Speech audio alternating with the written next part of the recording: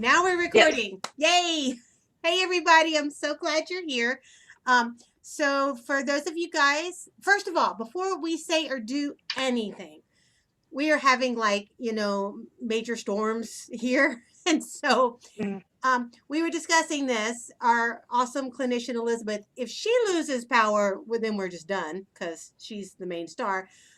If I lose power, I think everything goes on as normal.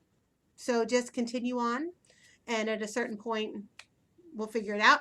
But if something like that were to happen, we will reschedule. So because we want to make sure we get in all the great stuff. So and hopefully now that I've said all that, it will not. So for those of you guys, if this is your first time joining us, welcome. I'm so glad you're here. This is our series. I'm Anna Huthmaker from Huthmaker Violins, and this is called Classes for the Curious Musician. We created them for adults who all of your gigs and concerts and everything were canceled because of COVID. And we wanted to give you an opportunity to meet each other, learn some cool stuff. And we've been having so much fun. The first series was this last fall. It is all on the Huthmaker Violins YouTube channel.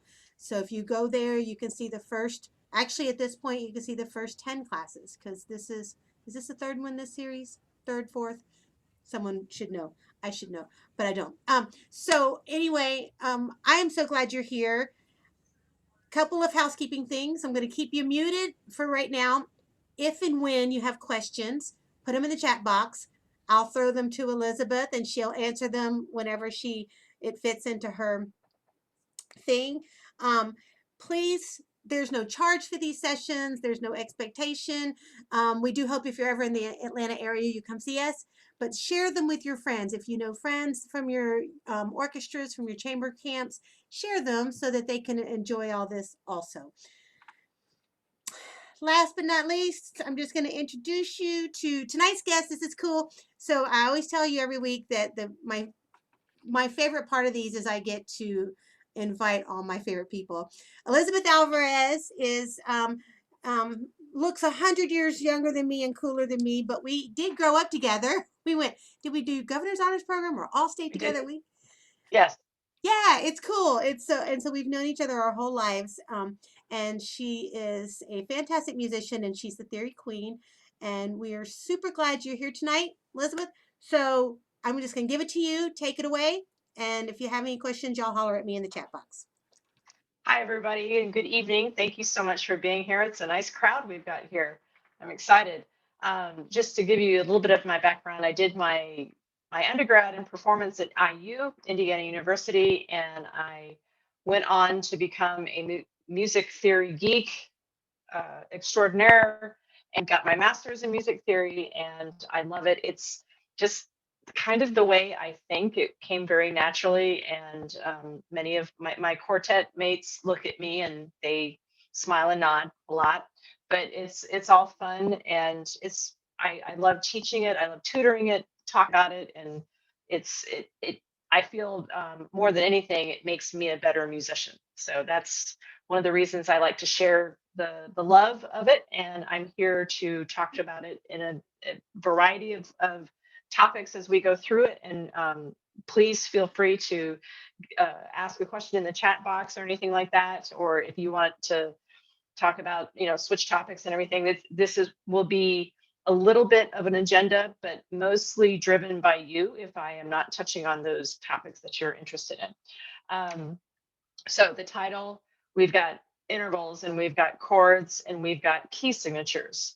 And the first thing I wanted to do was get a sense of where your knowledge base is. I assume that you're all playing music, so you can all read music, that you all understand scales and how they're built, major scales, major keys, minor keys, when people talk about that. I will talk about keys and sort of how they are related to one another, circle of fifths, that kind of thing. If any of that is starting to sound a little less familiar, good, because that I don't want to talk about stuff that you already know. We're going to talk about intervals and chords a little bit more in depth both from the creation side of it, but also the application side of it. So, but first, actually, I wanted to start with scales and talk about them from the point of view of they kind of drive everything that we do. They are the base, the foundation of what we do. So a major scale, you guys know, is built on whole steps and half steps. We have whole, whole, half, whole, whole, whole, half for our pattern. And when I talk about scales, I want to make I make very clear to my students that a scale is a very simple definition. A scale is a fixed pattern of notes, period. End of discussion. Now, you have different kinds of scales, and each of those scales have different patterns. But at the foundation of it all, a scale is a fixed pattern of notes. So then you have to just say, okay, well, what kind of scale are we talking about? We have major scales, we have minor scales, we have blues scales, we have pentatonic scales, we have all these different kinds of scales, and they are applied in a however that composer wants to do it, because we have keys related to those scales and all those kinds of things. So when we get to a scale, and I'm going to share my screen now. There we go. Everybody can see that? And I'm going to, let's see, I'm going to put that away so I can see. So here I put in treble clef, and I'm sorry, I actually, I can do this. Did I do this in bass clef? No, I didn't write it out. I can do that later. I'm going to, for simplicity, when I was writing this out for the example for this class, I kept it in one clef. So we have a C major scale, C, D, E, F, G, A, B, C, of course.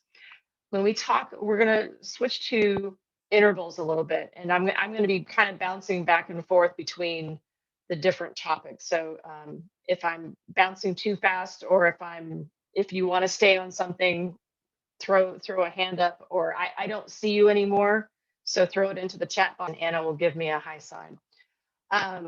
When we are building our intervals are simply a measurement between one note and a second note. And let me clarify, as we are going back and forth between everything, an interval is between two notes. Chords are three or more notes. And in music speak, that's an important distinction, because if someone says a C major interval, that really doesn't make sense. But when they say a C major chord, then it starts, then you're talking about harmony, and you're talking about three or more notes. So back to the C major scale.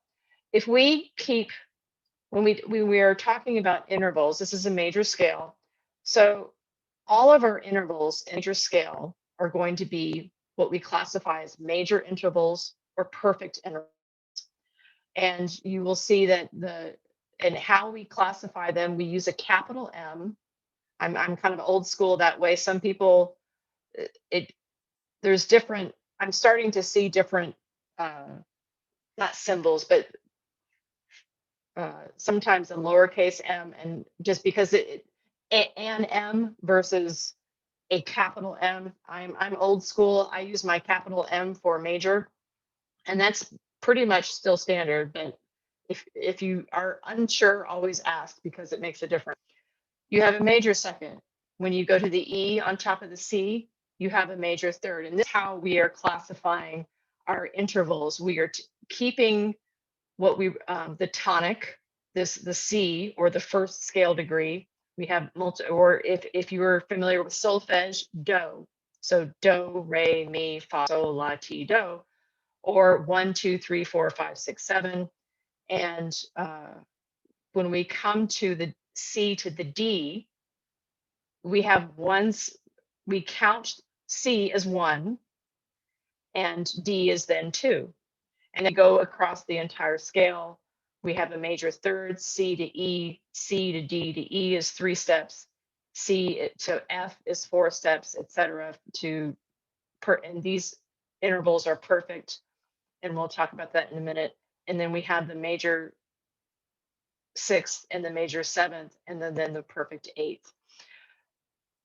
And essentially what this is how we've classified them, and each one is a measurement of those whole steps and half steps. So unison, of course, is just unison. It's the same. But when we go from the C to the D, we have 2 half steps or 1 whole step. So any major second is 1 whole step. When we get to the major third, we've added another major, it's 2 whole steps or 4 half steps, and etc. And so as you're going up, now the perfect fourth is 2.5 steps, and the perfect fifth is then 3.5 steps. Did I do that right? 1, 2, yes, 3.5 steps. And then you get to the sixth. So literally you can just add up the number of half steps and whole steps, and that will define the interval. Now, so then the question is, well, gee, Elizabeth, that's great. I've got that, but I hear about minor chords or minor intervals, and I hear about diminished. What's a diminished seventh, for heaven's sake, and what's an augmented fifth? So those are things that we talk about when we start adding our sharps and flats and naturals, depending on what key are we in. So here, if I add, let me see what I can do here. Let me go. And can I move this thing? Oh, yes, I can move that thing. That's lovely. Okay. All right.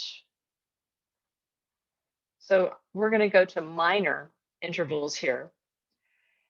And oh, you know what? Before I do that, I'm going to go back to here. So I have a bunch of worksheets that are going through, but I wanted to show. So here I showed you the intervals we call a harmonic presentation, one note over the other. And then here, the way that the worksheet has it, they show it in a melodic way, and because one note comes after the other. And so when people are talking about harmony or music theory, they may be talking about a melodic interval. This is a harmonic interval.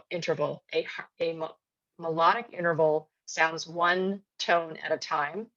A harmonic interval will sound both notes at the same time. Hey, Elizabeth. Yes, ma'am. All right, so Rita wants to know, what does the word perfect mean in terms of this? Perfect. That's a good question. And perfect is simply the designation. So way back when music theory was starting to, and we're talking like the Greeks way back when, the designation of pleasing tones, and on one hand, you can talk about it from the point of view of acoustics. It's the frequencies and the doubling of frequencies when you're and the halving of the frequency at the perfect fifth. The perfect fourth is that third, I believe, if I'm not mistaken. I can't remember the frequency there, but it is also a pleasing, but it is not considered. It's considered chromatic. Actually, it's not a diatonic kind of a thing. And I don't want to tangent that, so I'm not going to do that. Sorry. But it's talking about pleasing tones. And initially, you may know that the stave was actually 4 lines hundreds of years ago, before the tones and instruments were starting to be invented and expanding our pitch range and all that kind of stuff. And as you can think about it sort of parallel, where I think most of us are familiar with the transition of compositional style from, say, the Baroque or even the Renaissance to Baroque to classical to Brahms or to Romantic and 20th century and all that, that the evolution of theory in terms of composition and how complex it became. Well, if you back that up and do the same thing kind of from the Greeks to the Baroque period, the same thing happened, but it was in a much slower way, from the point of view that first we had the 4 staves of notes, or excuse me, 4 lines of notes for the stave, and then that increased to the 5th line. But things like a minor third would have been unheard of. A tritone would have sent people, the Greeks were rolling in their graves kind of thing. And it was a lot of more philosophical type of interpretation. But as as the scale became, we have this perfect unison through the perfect octave with all the intervals in between. So here we see everything's written out, the 3.5, 4.5, 5.5, and 6 whole steps. So when we get to the octave, it's really only 6 whole steps. The other thing I wanted to point out, and because we think of a scale as 8 notes, but the scale is really 7 notes that repeats at the octave. So, and sometimes if you have any desire to read this, sometimes you might see conversation about 7 scale tones, and it can throw you a loop if you are accustomed to thinking about what we know as the scales, minor scales with 8 tones, because we be 8 tones. There's only 7 individual notes as we repeat the last one. Also, Elizabeth, just so you know, the participants can't see the third line of your music. So if you're showing something down there. How's that? We can see the first 2 lines, the scale and then the intervals. Are you saying, does it say major and perfect interval basics at the top? Nope. My screen says file, edit, utilities, all that good stuff. And then it has 2 lines of music, and I can see the very top. Now I can't see any of the third line. I just think maybe the screens are smaller, but there I can see a third line. Oh, that's weird. Yeah. So. Well, you only need to see 2, the one that starts with the scale, and then the one with the intervals. Okay. All right. With unison and all that. Do you see that? Yes. Yes. Okay. Okay. Carry on. Right. So actually, I'm going to try this again, because I think what's happening when I was not switching for you. I wanted to show. Do you all see major and perfect interval basics?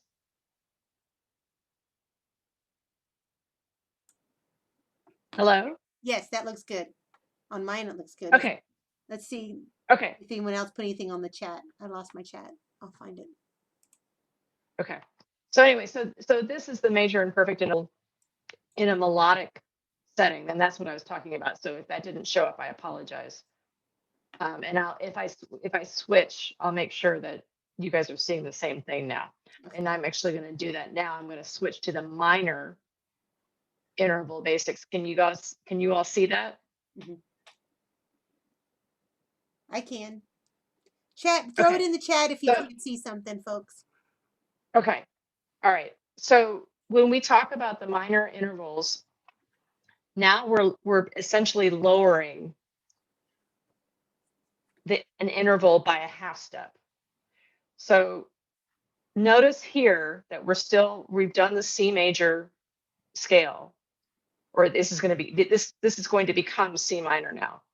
So our minor second, and I'm sorry, this isn't the scale like I did it, but here on the minor second, that C to D natural, which was the major second, has been lowered by the half step.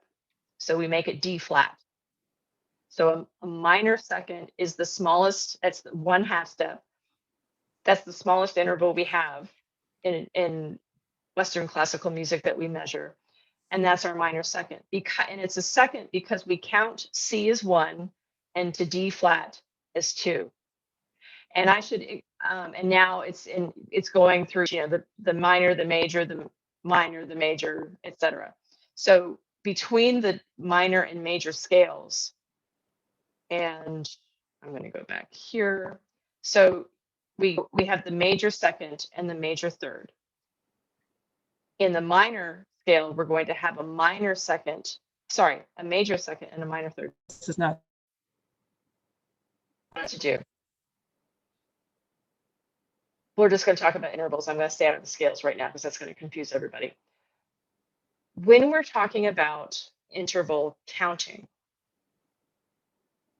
it doesn't matter what kind of interval it is, whether it's major, minor, diminished, or augmented. Perfect is a separate category right now.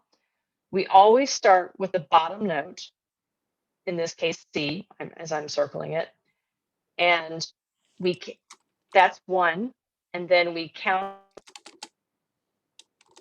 however many steps we have.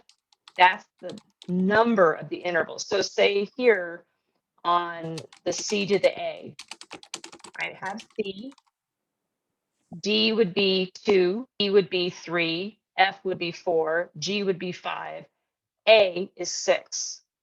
Because it's an a C natural to an A natural, and we have those 4.5 steps, that is a major 6th. Here on this side, it's got the A flat. We have lowered that interval now by a half step. So instead of a major 6, we call it a minor 6. If we had made that an A sharp, we would call that an augmented 6th because we have increased the distance, but it's always still a 6th. So whatever accidental, whatever quality of that A is, it doesn't matter. It's a 6th. And in whatever interval you're talking about, whether it's a 3rd or a 7th or anything like that, it's that part of it is fixed. The quality is what changes. And that's just a matter of measuring. So going to using the 6th, the interval of 6th, we'll go at major 6th is the 4.5 whole steps. A minor 6th is whole steps. A diminished 6th, and I'll pull that up in a second, would become an A double flat, and that would be 3.5 steps. Now, notice over here that 3.5 steps is a perfect 5th.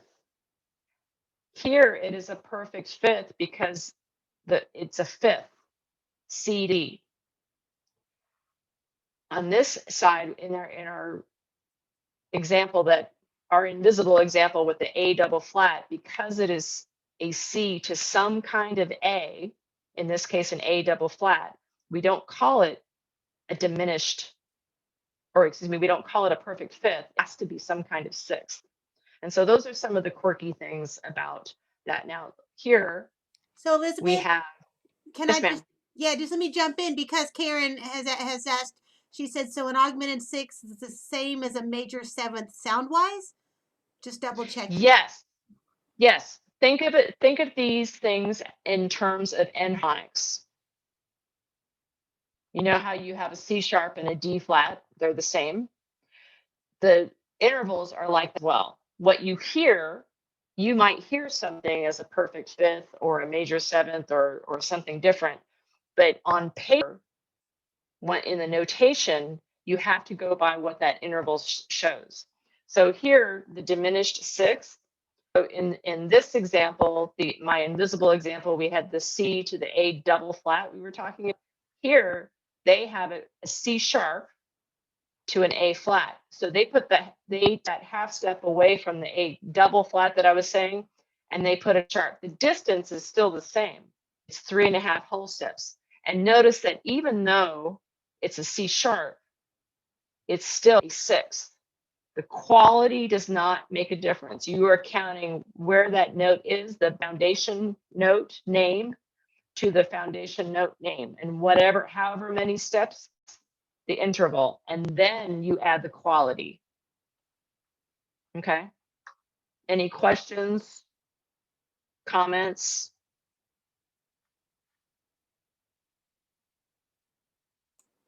And then this is the other, and I am happy to share. I can send these to Anna to post, and well, so that you all can have a written version. And I have versions that are in treble and bass and alto clef as well, so I can get all those if anyone is interested.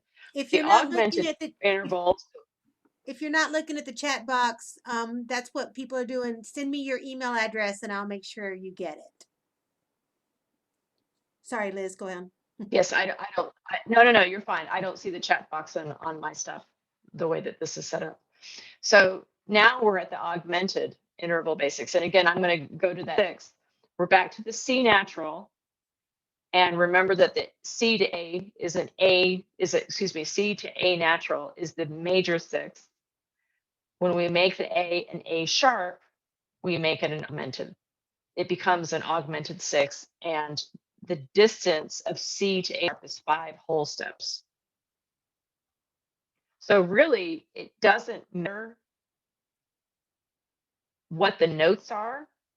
I could take all of these notes on the staff, and if you just saw that an augmented, well, not an augmented, the augmented one, which it's a silly way to say it, it's 1/2 step. So the minor second is the same as an augmented one, but because it's a C sharp, it's a 1.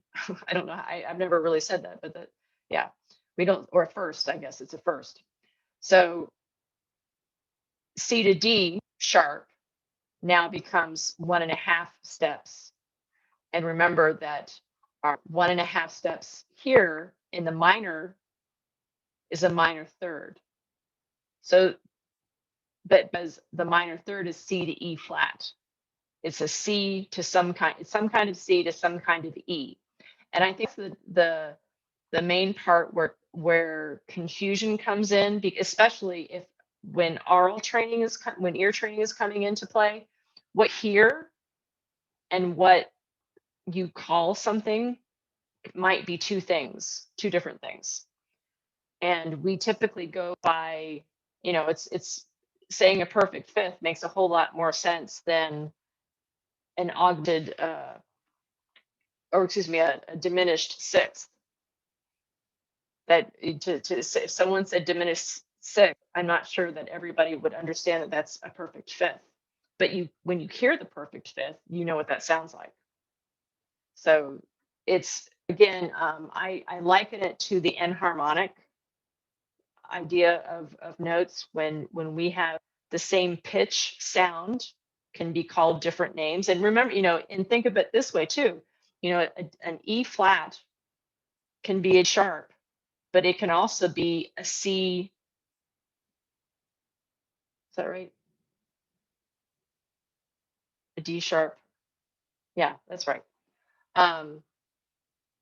Okay, so from there, I'm going to stop my share, and I'm going to go back here. Go there. I'm going to go back to screen share. There. Okay. So now we're going to go into chords. And chords are simply 3 or more notes played at the same time. When you play scales and arpeggios on your instrument, the arpeggio is simply what we call a broken chord. You're playing the chord one note at a time. And a lot of the music that we play in orchestra, chamber music, and everything, when you have thirds, you're playing chords. You're playing broken chords. And if you have sixths, even, anything that is that skip of a if you're playing line to line to line or space to space to space, you're actually playing an arpeggiated kind of line. You are playing some kind of chord over the course of that line. So here again, we're going to be in C major, and a chord. And actually, I'm going to stop this share. I'm going to go back to my finale notes. Not there. There. Okay. Triads are, I'm going to say some things that you might find familiar, but you don't know what they are. We talk about root position, first inversion, second inversion. Those are terms that we use to refer to the order of notes from the lowest pitch to the highest pitch. We have, if you look here on the right where it has example, That's the spelling of chord. We have what we call the root, the lowest pitch, the third, and fifth. And these are the intervals that we talked about. Now, you say, but wait a second, A to C is not a fifth, it's a third. Yes. Triad is built on as 2/3, the bottom third and the top third. The fifth is the bottom note, the root, to the top note, the fifth. Elizabeth, can And I you should share say, your screen again? oh, is it not going? Yeah, yeah. Let's see. Yeah, it got turned off. Oh, it went away. Okay. Here. Got it? Yeah, perfect. Okay, good. Okay. So we have the root, third, fifth. And the root is going to be the lowest pitch, the lowest note. The third is that third interval, the major third or third, depending on the quality, above the root. And then you have the perfect fifth above, I should say fifth. You know, they did a good job. They're saying fifth, the remember I was talking about that foundational interval. It is always a fifth. We have qualities. Now this is where you can get really fun and interesting, and we're all, you know, this evolution of harmony from, say, the Renaissance Baroque era all the way to 20th century music and beyond and everything in between is based on this little guy here, because it was the playing around that the composers did. You know, they say, okay, well, we have major thirds or major triads, and we have triads, and we have diminished triads and augmented triads. But what happens if I do this? And what happens if I do that? And how? And if I go from this triad, move from this triad to that triad, how does that sound? And that was where, when anyone got upset, that was what was happening, is that transition of one chord to another that was suddenly very different sounding, or adding more notes to the chord, because remember, it can be 3 or more. Some chords you might find, like in a Brahms symphony, you might find a chord that has 11 different notes spread out in 11th. You know, the spacing of it is so wide, and that's just stacking thirds upon thirds and thirds. And so those chords can be very dense, or they can be very spread out. They can be very compact in how they're laid out. What we are looking at right now is what's called closed position. This is the closest the notes can be to each other in root position. So you have the third and the third. If I was to move the F on the bottom here to the top, then the third would be on the bottom. And you know what? I'm going to do that. Let's see here. I'm going to stop share. I'm going to go here. So if I took this and say I made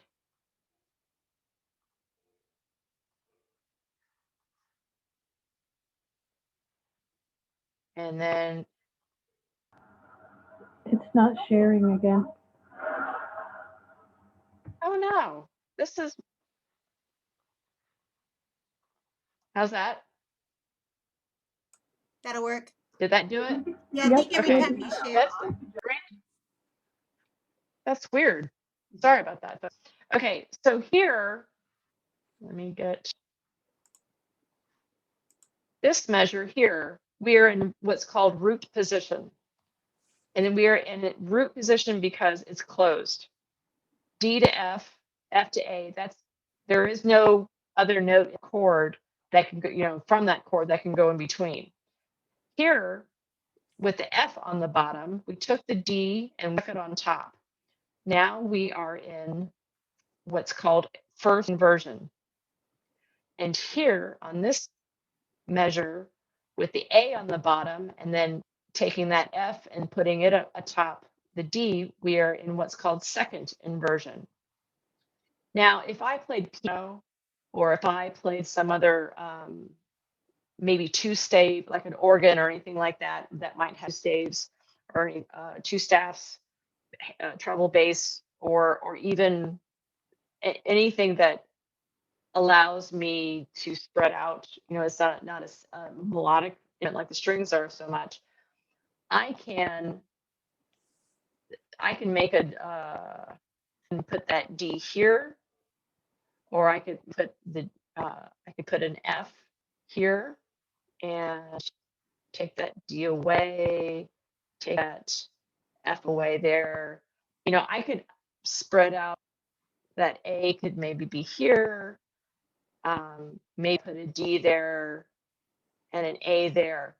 All that is fine, and it's still that this D minor chord is what this is right here, and we'll talk about in a second. But what position am I in? Regardless of the fact that I have 6 notes here that might be played at the same time, I am looking at the lowest pitch. And in this case, that lowest pitch is A, which is 5th of the chord, the triad. And when the 5th is on the bottom, when it's the lowest pitch, it is called second inversion. When the 3rd of the triad is on the bottom, it's called first inversion. So it's pretty basic and kind of common sense from that, but it's all these terms that are thrown in. And what we do, typically we all have played double stops or chords, triple stops, and those kinds of things. We can't play 6, of course, but the idea that they don't look like this. And in fact, on the string instruments, it's much more difficult to play than something that is more spread out. So for us, it looks a little bit more normal to see something maybe like, oh, I didn't mean to do that. Maybe something like that, very spread out, very open in terms of how it's laid out. But we have the ability to do that. And maybe this one, let's see. This would even be more normal. I can get, it's not doing it. Why are we being difficult today? Oh, I know why. That might even be a little bit more normal, because then we can play it on all of our rings. But going back up to now this scale here, these are all presented in root position. And all we've done, we've taken our original C major scale and we've put it here. And now we've stacked 2 thirds on it. We've taken this major third, or the third, I should say, that's made in for this particular one. And for every scale pitch, we have built a triad. Now, what happens though is that this triad scale has different qualities, because now that bottom third is going to tell us whether it's major or minor or diminished or augmented. The third, the number 3 in music theory is really important, because think about it, when going back to scales, as soon as I make this pitch, and if I'm only hearing C to D to E flat, I know that my scale is minor. But when it's natural, it's major. The same thing happens in triads. The third is what defines the quality. And you always it's the bottom third that you're looking at. So the root and the third of the chord. So in this case, C to E is going to be a major. I'm not going to write third. I'm just going to say major. It makes it a major triad because C to E is a major third. D to F is that 1.5 steps. So we have a minor third, or excuse me, a minor triad. E to G, again, is that 1.5 steps. So we have a minor triad. F to A is a major, it's 2 steps. So we have a major triad. G to B, same thing. We've got another major. A to C is a minor third. B to D is also a minor third. And then C to E, of course, is back to the major. So these are all the qualities of what we have. Now, for the bottom third, whatever the triad is on the bottom, it will be quote unquote the opposite on the top. So if I have a major third on the bottom, I call it a major triad. But the top third is going to be minor. That's just that's the pattern. That's almost always fixed, and we're going to come to exception in just a minute. So here, you notice that E to G is minor. So I have there.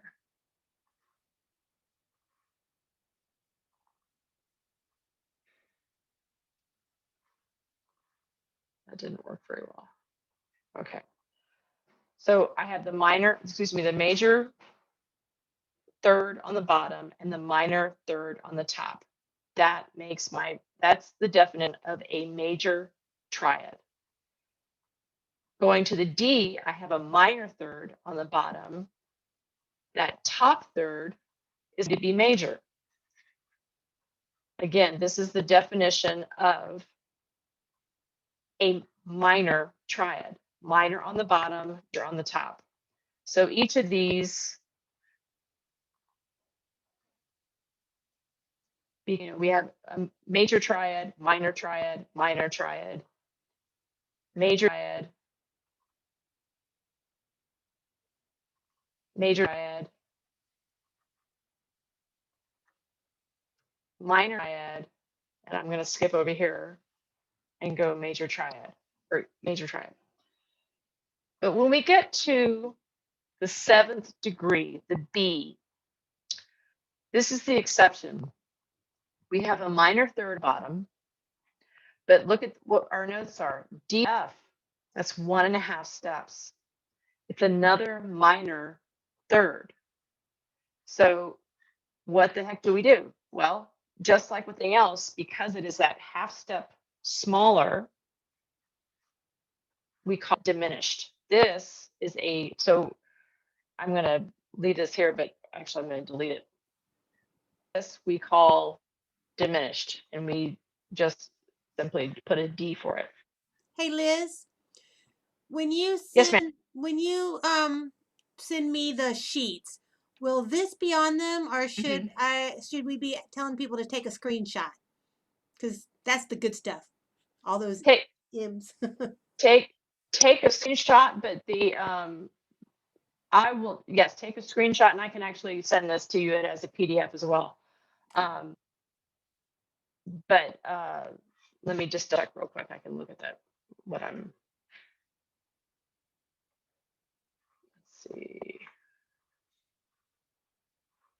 No, I didn't. Yeah, that's all. I have a bunch of the what goes into first inversion and second inversion. I can give you a whole folder of stuff. And if they're, but yes, go ahead and take a screenshot, I think would be better for this part of the conversation if folks do that. So what I'm going to do now, I'm going to make an augmented triad just to show you how that would work. So just like the diminished is a minor interval, two intervals of minor thirds. The augmented is 2 major thirds. So if I was taking the G chord here, if I add a sharp to the D, now I have an augmented chord, and would be and then we just do an A. And this is, yeah. Let me show you, I'm going to stop share. I am going to share screen, and I'm going to go back to here. Are you guys seeing the root position, triad position basics? Yep. Okay. I wanted to do this because this is that part of that old school. It's mostly the augmented stuff that I see. I was taught the A to be capitalized, and I like the idea of capitalization representing major / augmented because it's bigger and it it makes it expand. And then minor, diminished chords are lowercase, a lowercase d, a lowercase m, and that for me that visually is a help. But as long as you know what you're doing, that's fine in terms of that. All right, now is everybody more or less clear on triads? So The basic. Rita was Yes, ma'am. asking. Rita was asking if the chord is broken, is it always because it's inverted? Oh, no. A broken chord simply means that you are playing the notes the chord one note at a time. It has nothing to do with order. I mean, if you think of a pianist playing arpeggios, they just keep going, right? They can go on for 5 octaves. So one note at a time is all that we're referring to. I think I used the wrong terminology then when I said broken. If I'm seeing notes on the staff that have only one space between them,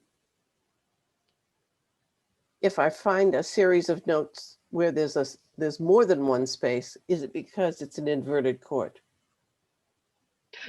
Yes, and that's the idea of when a triad is in that closed position. That's the word I was CEG. getting. Yes. Okay. Closed position is there's no notes in between. And as soon as you start flipping putting it in position or second position, and actually you can have a root position chord is in some kind of open position like that. Let's see if I can find that. Yes. Screen share, Elizabeth. I can do this. I'm getting it better. So like this chord right here, this is open. Or if I did a root position chord like say D, A, F, like that. It doesn't have to be in order necessarily, but it's in root position because this actually brings up a good point, Rita. Thank you. So the order above the lowest pitch doesn't matter in terms of what we call it, what position we're referring to. It is only and always only the lowest pitch determines the position. So in this case, because the D is bottom, we call it root position. If I say if I did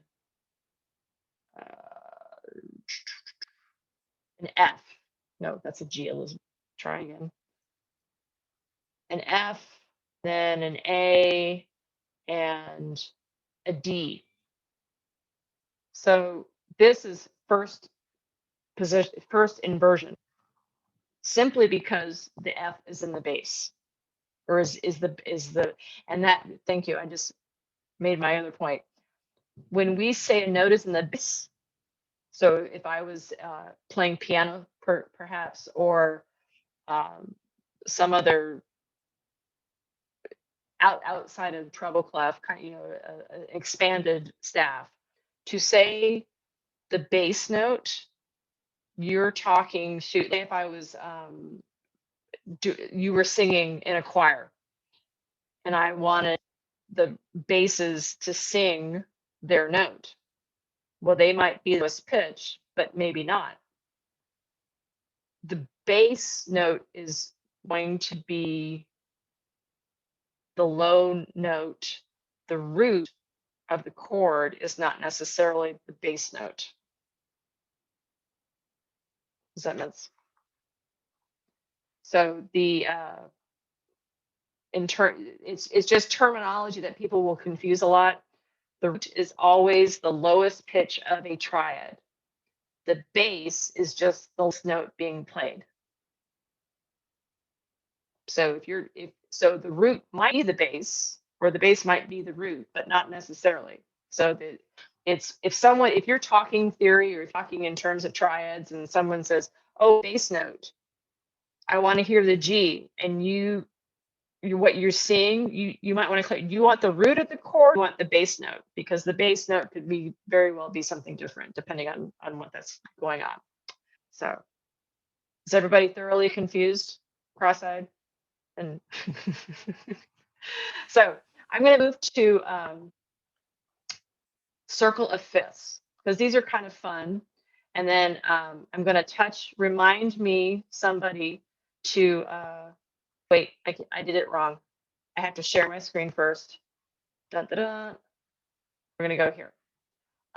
Remind me to talk about pentatonic, because I have a present for you guys. So the circle of fifths. This is our fun diagram.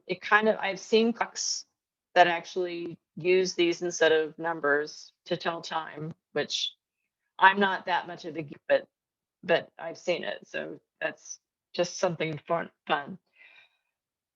So we call it a circle of fifths because for every time we add a sharp, we go up a fifth in terms of the key. The key moves. This is when they say the circle of fifths, they're talking about the keys. So we start with C, no sharps, no flats. When we have one sharp, we know that we're in G major. When we have two sharps, we're in D major, three sharps, A, etc. And the distance between each key is a fifth. When we go in reverse, we're going down a fifth. So when we add a flat, we're going from C to F with one flat, we're going down a fifth. When we add another flat, and we're to B flat, to E flat, to A flat. So each of those leaps in terms of the next key is by a fifth. And that's where we get the circle of fifths wheel, so to speak, because there is a relationship between the keys in terms of adding sharps and flats.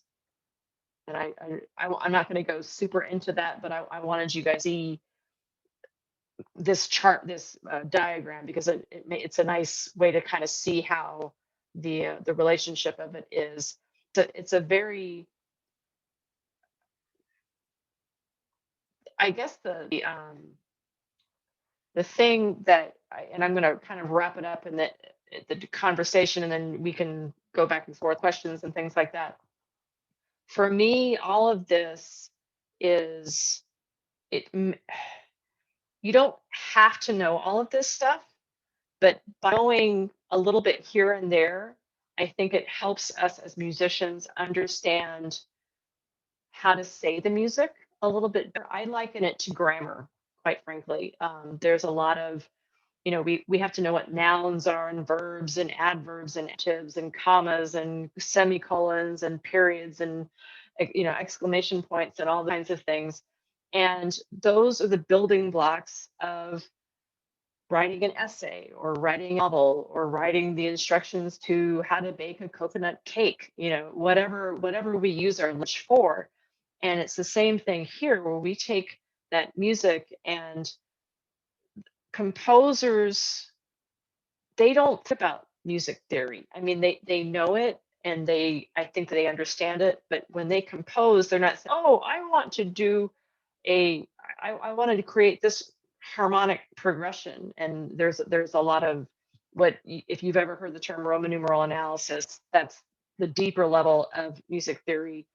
And based on everything I just told you, and everything we just talked about, and the idea of you know, it's like we were kids in grammar and we had to diagram sentences. That's what music theorists are doing. They're diagramming sentences. Do we go around talking like that time? Of course not. But does it make us understand our language better and perhaps become better writers or better interpreters of what we're seeing? You know, perhaps. But there's a science math kind of thing about music theory. There is so much makes sense because of the logic of it. And in describing that, that's where the deep end stuff is. But this level, this basic fundamental level of music theory, I think is very important because it helps us speak well. And we understand why something is, you know, why something is an augmented fifth versus a minor sixth, because an augmented fifth is probably to lead you up and a minor sixth is going to lead you down.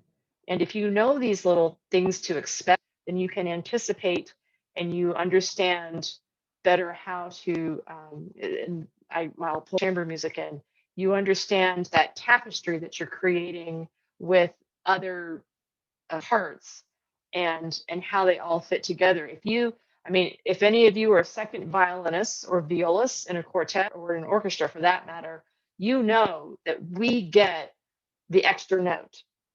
If you're playing Brahms, there's a fifth note somewhere, and we usually get it. And and it's like, hi, play Twister on your fingerboard, and it's annoying as heck. But it's really cool is it's usually one of the cool notes, and without it, it wouldn't sound quite the same. So the idea that we can play a third. I mean, how many times have you been in a quartet or thing where you're playing an F flat, or sorry, I said F flat, F natural, and you're coming from one chord playing that F natural, and then you go to a different note or different chord, and you're still playing the F natural, but you have to play it differently. You have to play it maybe slightly higher than what you played in the first chord because it's a different quality. Maybe you went from a minor chord or diminished chord to a major chord, or you went from a minor to a diminished chord or something like that. Those changes in qualities are huge because depending on what the progression is, your note can be the one that makes the difference of, ooh, you could have, but it could also be the leading tone suddenly, or as opposed to the stable root. And the cellos often will get the ostinato, the drone, they're sitting on one note forever and they don't change, and everybody else is moving above them, and all these harmonies are occurring. Or think about it, Mozart, the oboe soars over the top, and it just hangs there for about 3 measures, and it's glorious and doesn't do anything, but everybody else underneath is going around and searching and finding, and then we get into it. So that's, for me, that's kind of the fun of music theory. Is not, yeah, I like Schenkerian analysis, and I like doing all that kind of stuff, but that's for me. But the others, this is very communal in a lot of different ways. So that's kind of it. I hope that gives a sense of some of the nitty gritty technical stuff, but also backing it up and seeing the big picture of how to apply this. Hey, before we go on to any questions, you want to talk to us about pentatonic? Oh, thank you. This is so okay. So, Anna had said that somebody had said, what is a pentatonic scale? So a pentatonic scale is just 5 notes. And it's, if you have a piano, or you've seen a piano, your 5 notes are the black keys. And you would start on the one that has the 3, the F sharp. And so you have a, I'm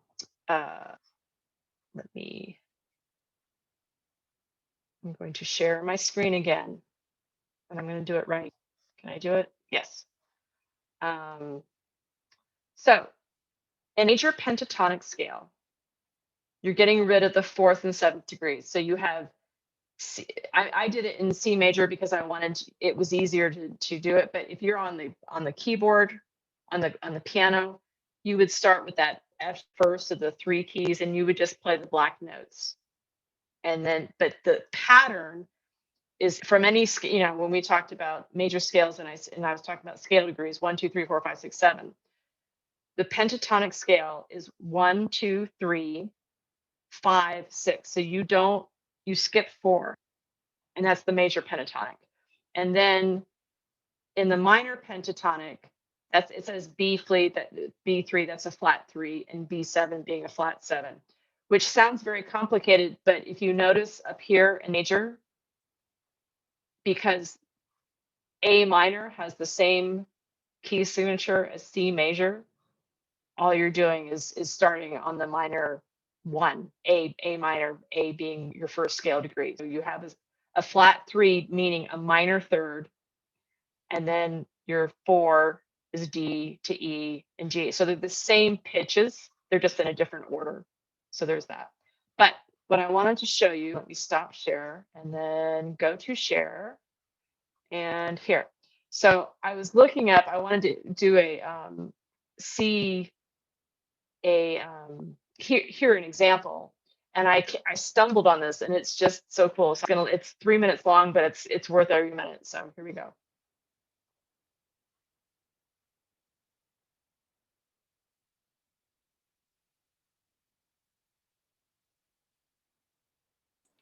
Are you guys hearing this? No, no sound. I'm not hearing it either. What the heck? Are you? There is. Oh wait. Oh shoot! Really? Yeah. Can you start it over again? That was. Did it start?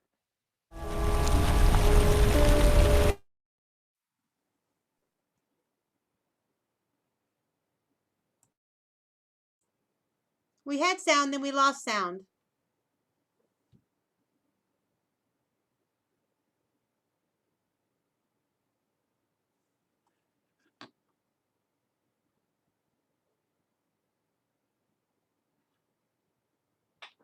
I don't think we have sound, Liz.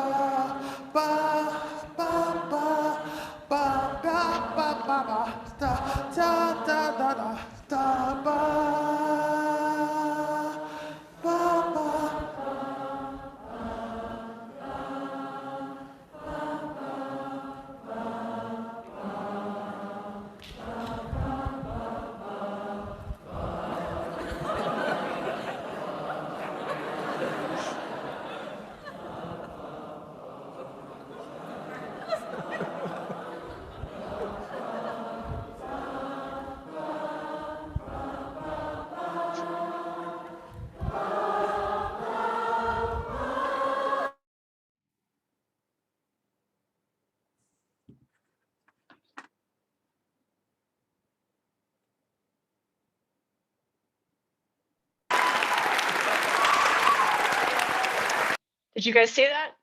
Hey, Liz, I think the sound was gone for most of it because of the storm. No, can you I highlight? will send that link.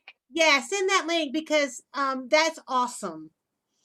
Yeah, it's so fun, and he's doing the pentatonic, and the thing he says at the end is that it doesn't matter where he goes. He's been all over the world. Everyone does the same thing. So he's just going down. he's given them a pitch, and it's as if he's like a human piano finger, kind of, and they're singing. The audience is singing with him in pitch that he's given, but then he moves beyond both up and down, and they sing they continue the pentatonic scale correctly. It's really, really cool. So, but yes, I will send that because it's lots and lots of fun. Can you stick that in the chat box while we're here too? Oh, so they don't have to email yes, for me. yes.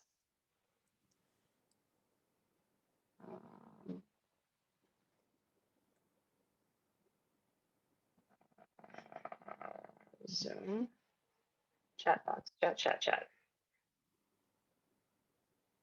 There you go. So I want you guys, if you have questions, put them in the chat box. While you're doing this, I just have to tell you, Liz, that it was so neat to hear you talk about what's passionate about music theory and about how I think about it's like the architecture. And it reminds me because growing up, my dad always said that music theory was like a crossword puzzle or I think about it like Sudoku. It's like Yes. word puzzles and brain puzzles. And Mhm, once you start looking at that and you start moving stuff around, it's so much fun. So Rita wants to know if she's looking at a stack of notes on a staff, how can she easily identify the root? Okay, that's a great question. I will share with you my undeniably successful method.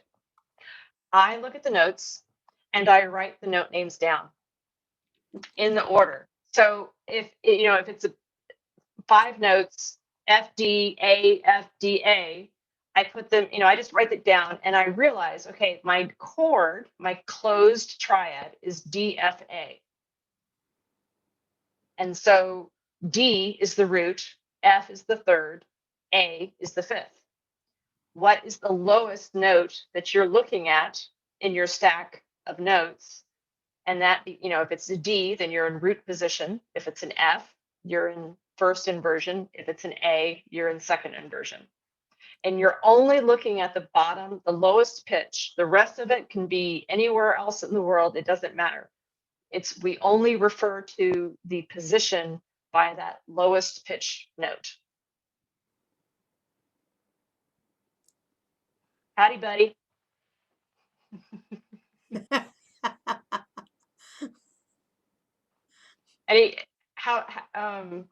Now I'm curious, was any of this actually new information for you guys, or did you feel like you knew some of it, or where on the learning spectrum was this for you folks? And you guys can unmute and answer if you don't want to type it out. Yeah, that's fine. Well, I learned something about double flats, so that was great. Oh, good. Yeah. My dad said he had forgotten some of it. Oh, you did. Sorry, my mom said that. Now, you guys are all play. I should ask. I'm going to send Anna all 3 versions, but who plays violin?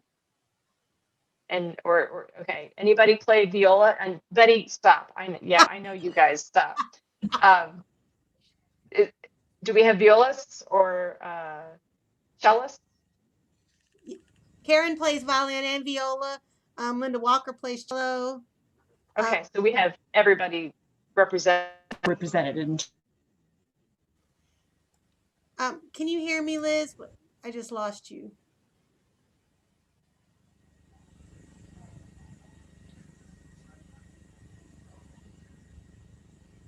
Can y'all hear her? No. Okay. But Anna, you're frozen. Okay, I can fix that.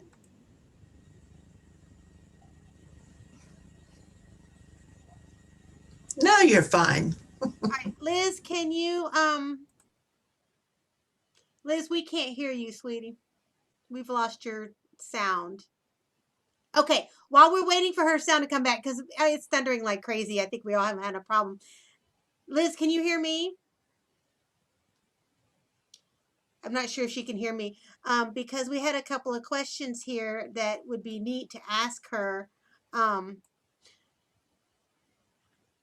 right, while she's trying to get back on, because she's frozen now, Karen had asked if you have an F, an A, and a D. F is the bass note, but D is the root. And since Elizabeth has no sound, I am going to tell you, yes, that's correct. Very good job. So,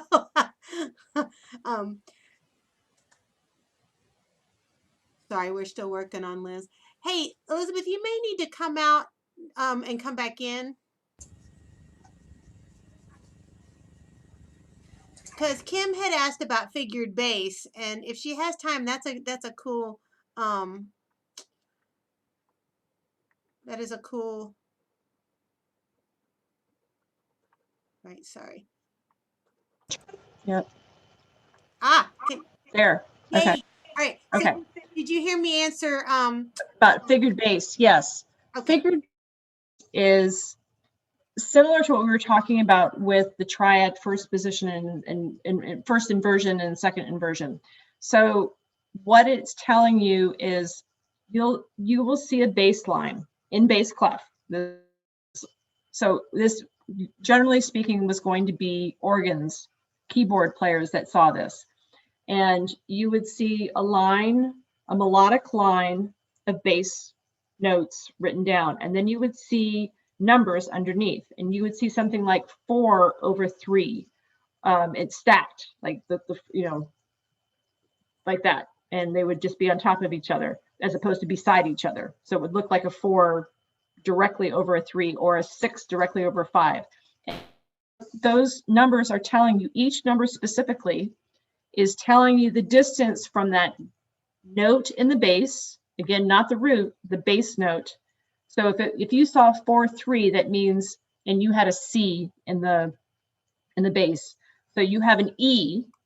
3 represents E because it's a third bass, and then you have a 4, a fourth above the C, and that would be an F. So you would have C, E, F in your chord stack, and you can, but they can go anywhere. They don't have to be closed position.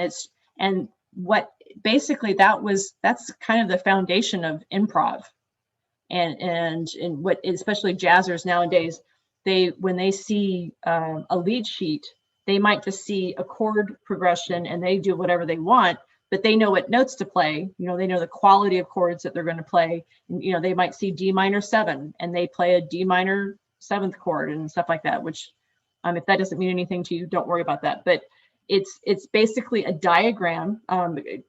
Anna used the great word architecture. It's the architecture of what that chord progression is.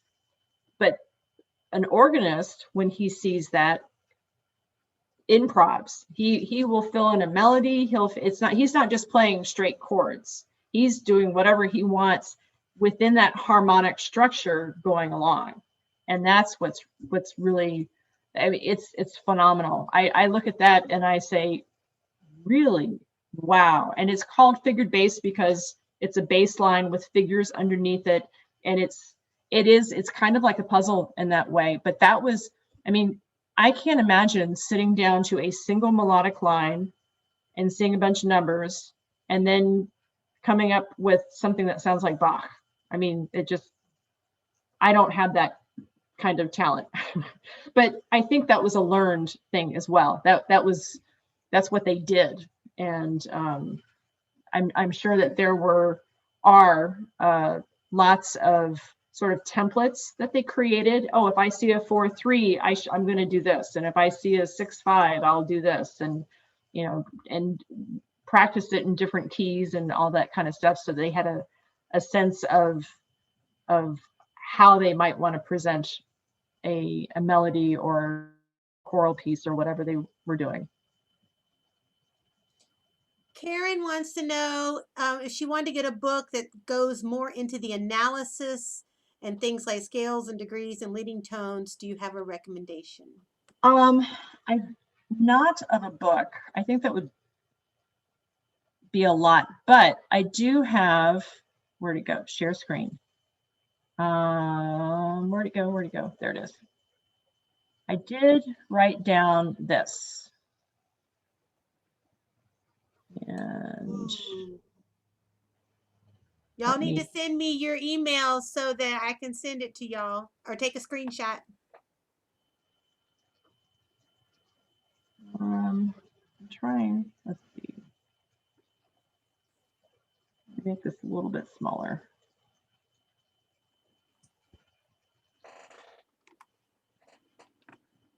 And I like, so the Yale Music Theory course and the number 5, number 6, and number 7 are more like a course.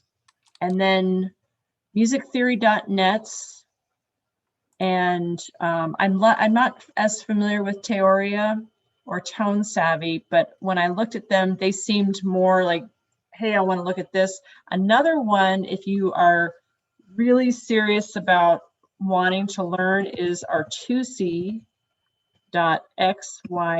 There is some of these are free. This one does have a subscription, but it is very, very interactive, and it has immediate feedback. And by that I mean that if you're sort of doing an online worksheet, you filled it, you've done your exercise, and you will know immediately what it has an automatic response kind of thing, and it'll let you know exactly where you made mistakes or anything like that. It's pretty good.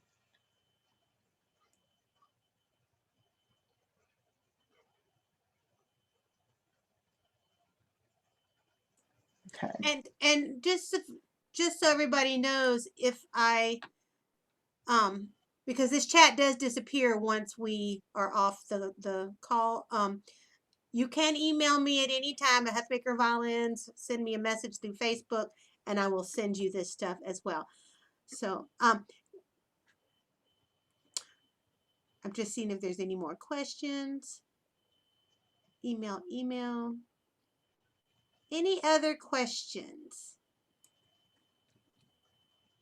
Was this a help? Oh, good. Okay. Good. Well, and to Anna's point, if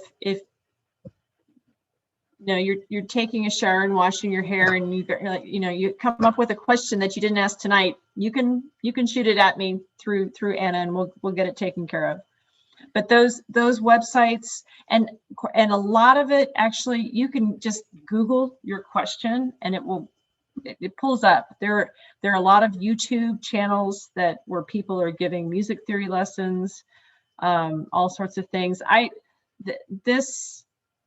If you want to learn generally, those websites and YouTube and stuff like that are a great way to go. I like this format because there can be some give and take, and you guys can say, hey, I know that, go on, go past that, so oh, whose hand is in the picture behind you? This is not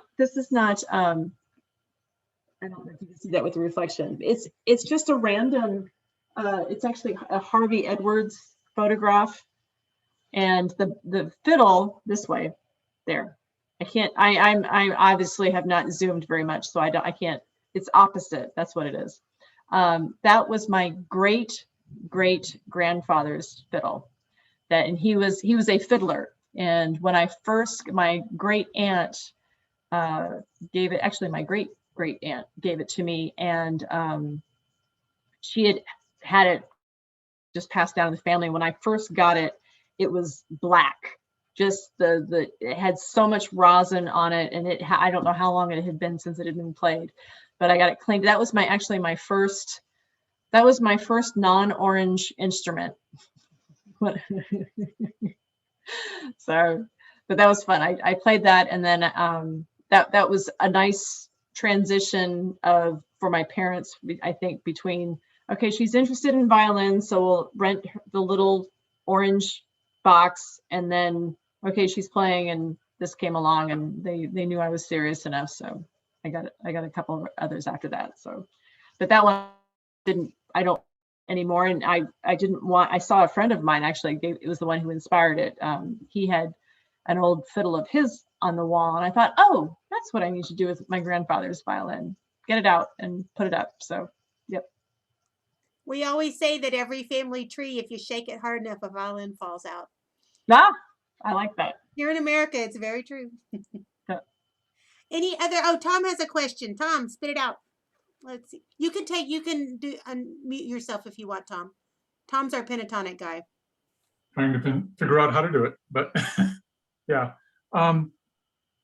So I'm looking at a transcription of the melody of The Girl I Left Behind Me. And I just wrote out all the individual notes, and then I tried to figure out what would be the appropriate chords to use for accompaniment of that if I were sitting in a jam session. So I'm looking at the very first measure. This is in G major, and the notes are, a couple of the notes are G chords. Then the next measure, a couple of notes are C chords, but they're not all of those particular chords. So I'm just curious. I'm looking at the first measure. It's an E, a D, and a B, and a G, all quarter notes. The next measure is A, B, A, G, E, D, E, F sharp. Is there a clue in there about what I would play for an accompanying chord? You are raising one of the most wonderful points. Every song, almost, I have to qualify it, but practically every song you can play with 1, 4, 5. Okay. So you have a 1 chord. So if we were in C, C, E, G, 4, F, A, C, G, G, B, D, because those are covering most of your notes. And if you play those chords 1, 4, 5, 1, especially 5, 1, you hear the endings of a lot of pieces. And 4, 1 is your amen, kind of thing. But in terms of now, I mean, that will cover most of it. But and from there you can go into different directions of quality, whether it's major, minor. And, so you might go into say a 2 or 3 or the 6 or 7 kind, because you've got the 1st and the 4th and the 5th. So you have your 2, 3, and 6, 7 not being used. But you also have, I mean, when I would just play around, but if it's based on the pentatonic, then you're kind of free and clear. You can just travel up and down the pentatonic scale, and you're going to be pretty much. And the Bobby McFerrin video, when you watch that and hear it, you'll understand what I'm saying when I say, he was improvising on top of what he was having them sing pitch wise, and it didn't matter.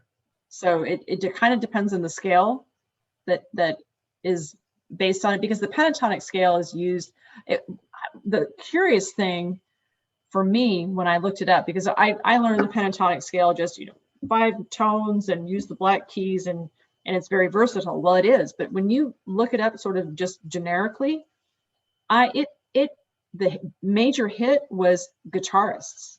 Guitarists use the pentatonic scale like the plague. I mean, it's just insane. I probably saw 50 different videos without even blinking.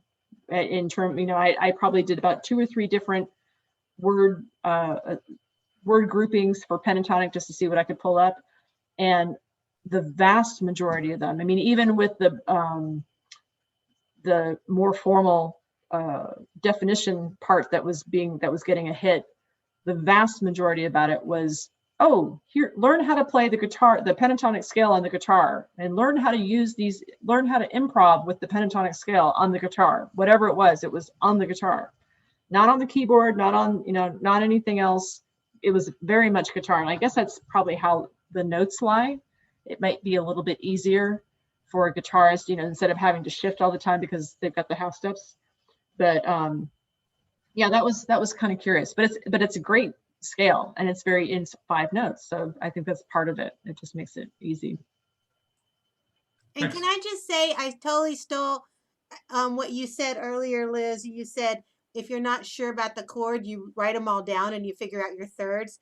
Oh, Tom, you said E, D, B, G. So I wrote them all down. It was trying to puzzle it out. yeah. Oh gosh. I mean, if you saw I'm in the master's level, and I'm still, analyzing a Brahms quartet or a symphony or whatever, and there are too many notes. I know what the notes are, but when there are 7 different tones, or even just 4 different tones, but they're across 8 different instruments, I will not assume that I know what I'm doing. I'm going to write it down, and there's no shame in that at all. It's better to be right than and understand what you're doing, or otherwise.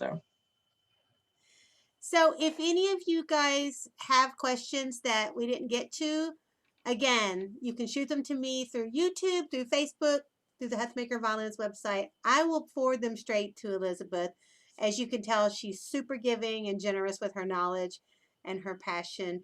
And Liz, you've been wonderful, wonderful, wonderful. Thank you, thank you, thank you. So a couple of things I want to tell you guys. The first is that next Thursday, I had all my stuff pulled up. So our class is called Positions, Shifting, All Things Musical. Katie Catherine Otwell is a professional violinist, and she's going to talk about taking all of our technical stuff and making it into something beautiful. So that will be very cool. It'll be appropriate for all the instruments, even though she is a violinist. And I just want, listening to Liz talk about all this stuff, it made me want to share this with you guys. My mom gave me this. This is Victor Wooten, is a famous electric bass player, and this is one of his books. It's called The Music Lesson, and I'm like 70 pages in. For adults who are playing, this is so yummy. I cannot even tell you how amazing it is. And he actually kind of marries this idea of like all the music theory, but it also being music and taking both of them together. So I just want to recommend this to everybody. I'm going to put it on the Huthmaker Violins Facebook page so I can tell everybody to go out, run, do not walk to your nearest local bookstore and buy it. It's super cool. I don't get any cut from it or anything, but I just wanted to share it. So thank you guys very, very much. Thank you, Liz. You're a rock star. So, and I want to see you all next Thursday, same bat time, same bat channel, different Zoom link. Sound good? Thank you. Very good. Thank you. Bye. Thank you, guys. It's great. Thank you, Liz. You were awesome. Thank you, Miss Absolutely. Lucy. Thank you.